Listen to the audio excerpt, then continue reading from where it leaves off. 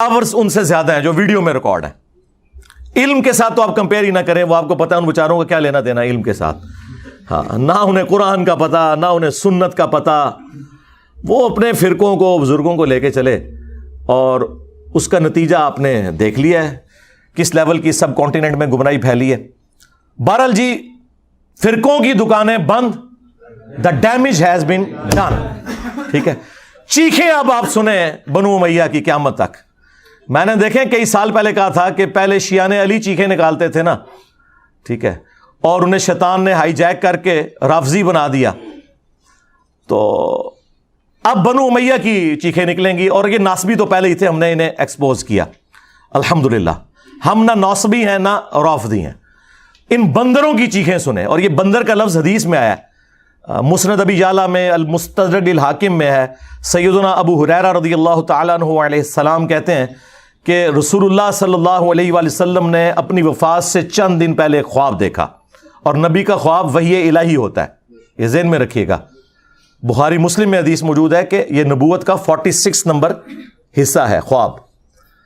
اور سورہ الصافات میں آتا ہے کہ حضرت ابراہیم علیہ السلام کو اپنے بیٹے کی قربانی کا حکم خواب میں دیا گیا, جو انہوں نے ایگزیکیوٹ کرنے کی کوشش کی.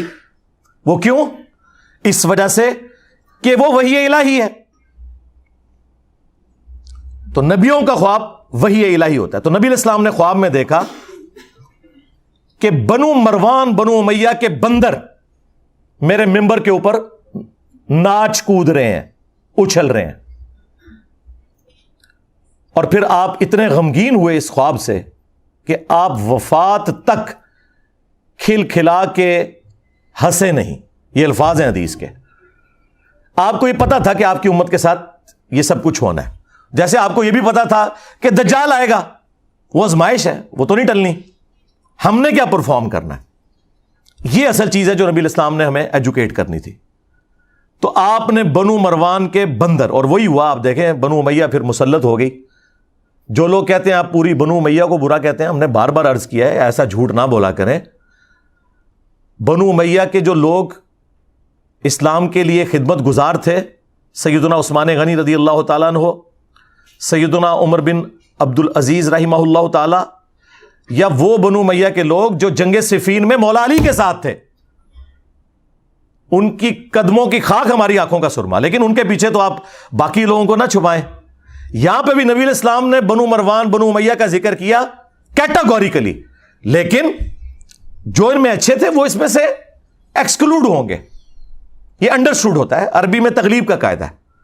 حالانکہ آپ کو کہنا چاہیے تھا کہ ایکسکلوڈنگ فلاں فلاں. مروان کی اولاد میں تو خود عمر بن عبد العزیز ہیں. عمر بن عبد العزیز کا نام کیا ہے؟ عمر بن عبد العزیز بن مروان بن حاکم.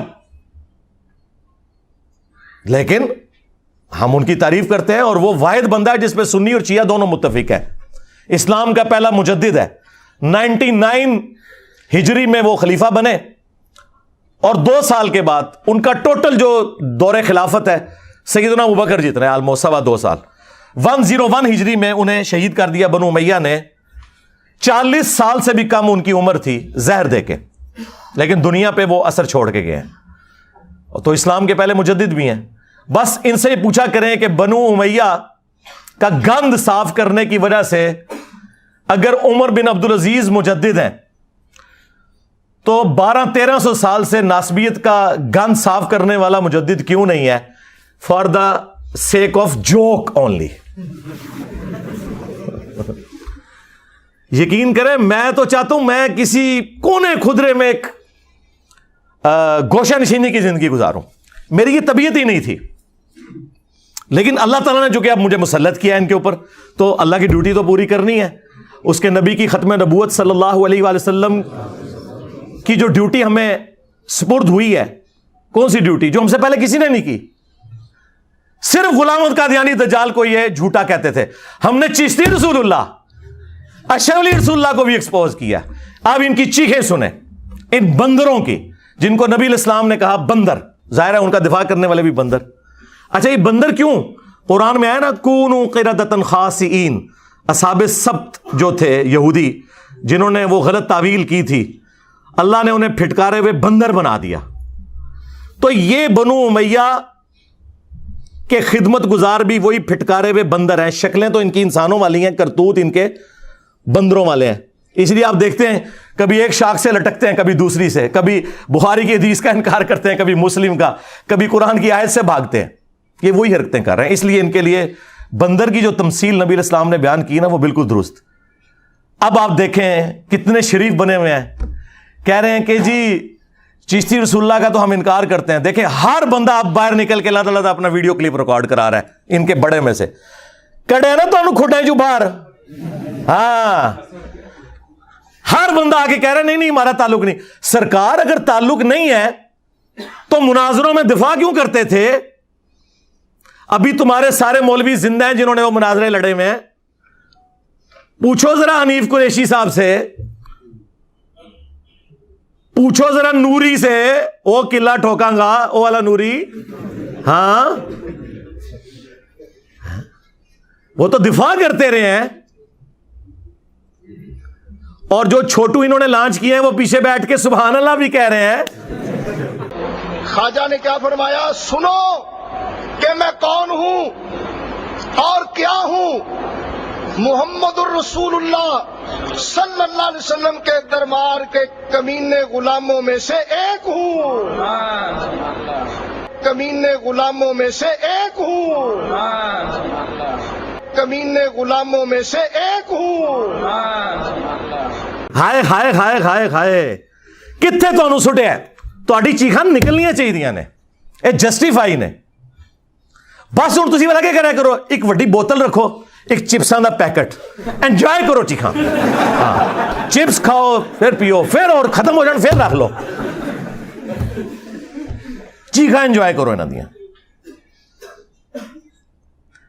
کبھی اعلیٰ حضرت کے پیچھے چھپتے تھے جی, وہ اعلیٰ حضرت نے تو اس طرح کی بات نہیں کی, انہوں نے کہا کہ کوئی کہ میں اللہ کا رسول ہوں کافر ہوں. ایک ایڑی دین دی خدمت کرتی تھی انہیں, ایک گل کسی کو نہیں پتا کہ جو کہ میں اللہ کا رسول ہوں تو وہ کافر ہے. وہ گل کرنے لی کرو.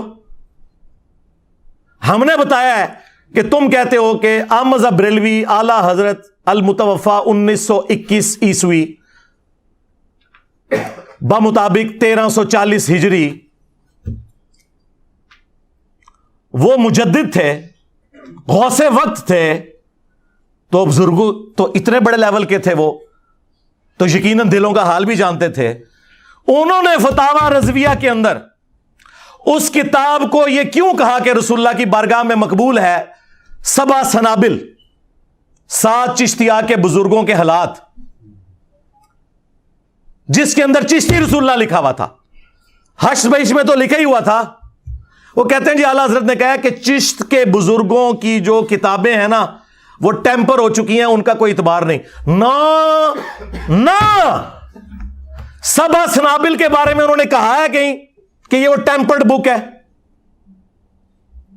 انہوں نے تو تعریف کی ہے کہ رسول اللہ کی بارگاہ میں مقبول ہے. 7 سنابل میں بھی چشتی رسول اللہ نکل آیا ہے. اگر اعلیٰ حضرت کو پتا تھا تو اعلیٰ حضرت فارغ, اور اگر نہیں پتا تھا تو دی بزرگی فارغ. اوے تواڈے 1000 سال دے بزرگاں نو پتہ ہی نہیں لگا تواڈی کتابیں کی کوڑ لکھیا ہوا ہے, کفر لکھیا ہوا ہے. تواڈے بزرگاں دی جائز اولاد ہے غلامت قادیانی دجال. آپ لوگوں نے گراؤنڈز پرووائڈ کی ہیں. ایک اور بریلوی مولوی نکلا ہے جی, جہاں تک اشرف علی رسول اللہ کا سوال ہے نا تو یہ دیوبندی خود جواب دیں گے, میں آپ کو چشتی رسول اللہ بتا آیا نا داڑ دلے تو تنو پتہ ہے کہ وہ قلعہ ٹھوکن گے تیرا, تو اشرف علی رسول اللہ دے ہوتے بولیا, اور یہ بھی نہیں کہہ سکتا کہ وہ ٹھیک ہے ورنہ اپنے لوگ قلعہ ٹھوک دیں گے. ٹھیک ہے, یہ کوئی غلط مثالیں نہیں ہیں. قلعہ ٹھوکیں گے مطلب وہ زمین میں قلعہ ٹھوکا جاتا ہے, اور جو بھینس اور یا بھینسا زیادہ تنگ کر رہا ہو نا اس کو وہاں سے باندھ دیا جاتا ہے, یہ قلعہ ٹھوکنا ہوتا ہے. اور منجی ٹھوکنا بھی کوئی برا محاورہ نہیں ہے. منجی ٹھوکنا ہے کہ جس کی چولیں ہل رہی ہو نا تو وہ اس میں سپیسرز لگا کے نا وہ چوں چوں کی آواز بند کی جاتی ہے. اچھا میں جڑی منجی ٹھوکتا جی نا اس تو بعد چوں چوں نہیں ٹین ٹین دی آواز نکلتی ہے, وہ کوئی علاج نہیں ہے. ٹھیک ہے.